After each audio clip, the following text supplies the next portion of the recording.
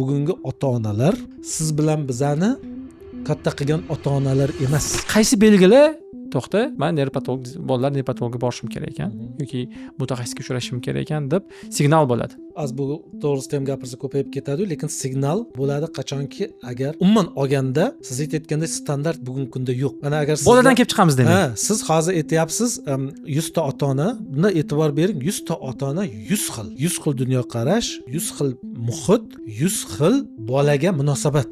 Bola yashayotgan muhit 100 xil. Bunda olib qaraganingizda o'sha uchun keyin mana millatlar o'rtasidagi mentalitet degan narsalar bor-da, bu o'sha uchun hozir ko'p joyda standart qilib qandaydir testlarni nima qilib qo'yapti yoki ma'lum bir o'sha yoshda mana shu narsani qilish kerak degan narsa ham o'sha ozgina so'roq ostidagi narsada. Chunki har bir bolani o'ziga bog'liq bo'lgan tomonlari bor.